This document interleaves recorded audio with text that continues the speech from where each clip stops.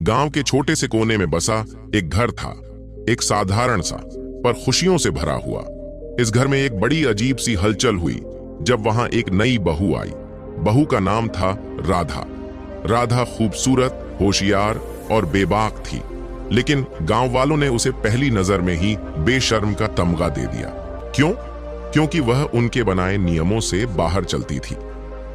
ये कैसी बहू है, सिर पर पल्लू तक नहीं रखती, पड़ोस की कमला चाची ने ताने मारते हुए कहा। राधा ने मुस्कुराते हुए जवाब दिया, पल्लू से औरत की इज्जत नहीं नापी जाती चाची, दिल से इज्जत कमानी पड़ती है। गांव के लोग हैरान थे। एक बहू और इतनी बोल्ड बातें, ये तो उनके नियम कायदों के बिल्कुल खिलाफ था। राधा को इन बातों से कोई फर्क नहीं पड़ता था।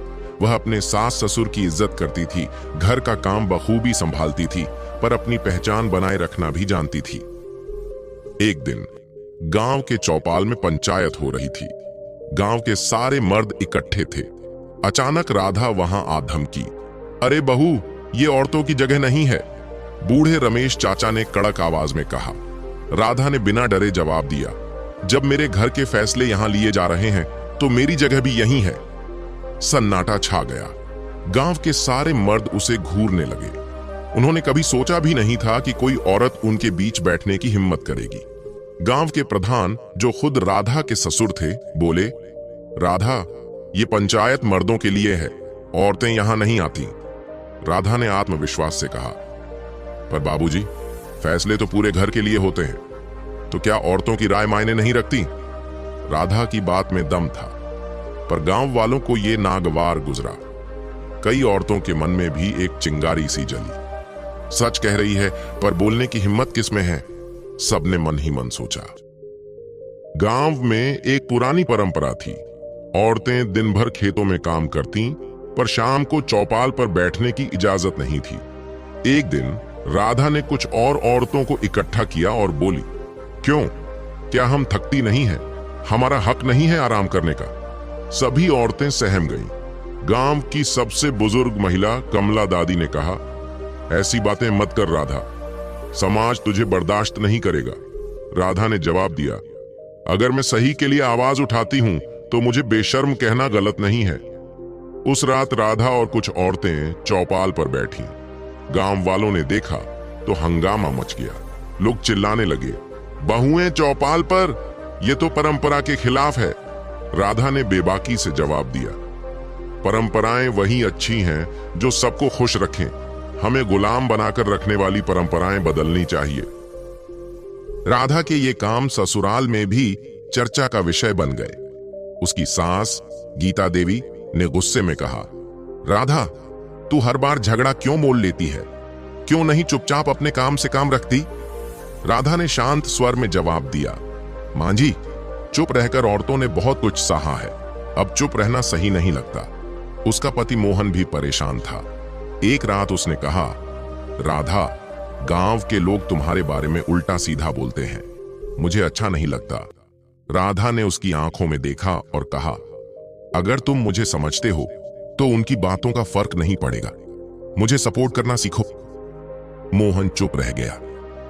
उसे समझ नहीं आ रहा था कि वो सही है या गांव वाले। एक दिन राधा ने गांव में पढ़ने वाली लड़कियों को देखा। उनकी पढ़ाई अक्सर रुक जाती थी क्योंकि उनके घर वालों को लगता था कि पढ़ाई से कुछ नहीं होगा।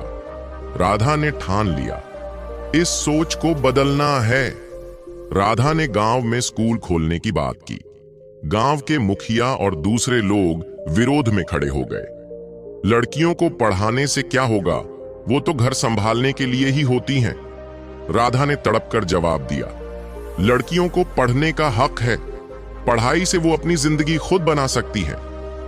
लंबी बहस के बाद राधा ने अकेले ही स्कूल शुरू किया। उसने वहां न केवल लड़कियों को बल्कि औरतों को भी पढ़ाना शुरू किया। धीरे धीरे गांव की महिलाएं उसके पास आने लगीं।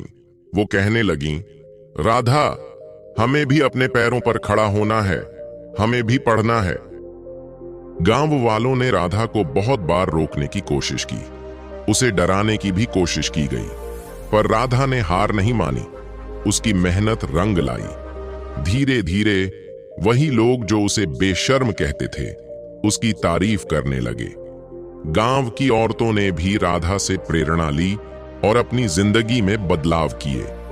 राधा, तूने ये गांव बदल दिया, एक दिन गीता देवी ने गर्व से कहा। राधा मुस्कुराई और बोली, मां जी, बदलाव लाने के लिए हिम्मत चाहिए होती है और वो हिम्मत मैंने आप सबसे सीखी है।